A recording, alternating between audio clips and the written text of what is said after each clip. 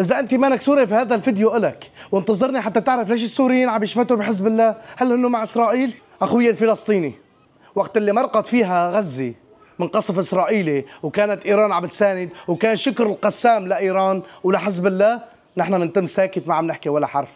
ليش؟ لأنه هي قضية وحدة، قضية مسلمين، مين ما نظف الشارع يصطفل، المهم ينظف الشارع.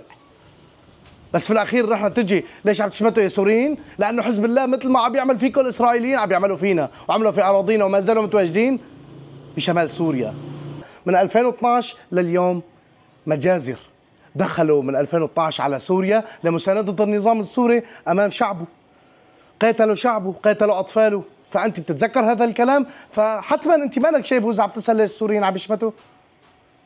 أو اللي رفع علم إسرائيل وعلم الثورة، نحن إيش بيعرفنا أنه هذا ما هو موالي لحزب الله أو غيره، أو يقول أنه الثورة السورية ضد فلسطين وضد غزة وهي مع إسرائيل؟ لا أبدا، هو الكيان الصهيوني أولا هو عدونا، ثانيا عدونا حزب الله، إيران، النظام السوري، ميليشيات العالم اللي دخلت على سوريا وقتلت بأطفالنا ونسائنا.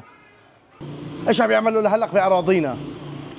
ما مناطقهم كلها عم تنقصف من إسرائيل؟ إيش عم يعملوا بمناطقنا وليش عم يقصفوا مناطقنا؟ فرجاء لا حدا يزود على السوريين، لا حدا يزود على طفل ربي على تعذيب حزب الله اللي كان عمره 10 سنين صار عمره 20 سنة وصار يعرف مين عدو الأول اللي هو حزب الله، وهو نفسه اللي عم يشمت. نحن كسوريين مع القضية الفلسطينية أولا ومع القضية السورية ثانيا، تتبعها ثانيا مباشر.